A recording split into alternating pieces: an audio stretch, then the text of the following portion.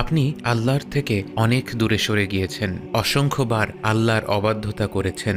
আপনি তো ভালো মানুষ নন। আপনাকে উদ্দেশ্য করে আল্লাহ কি বলেন?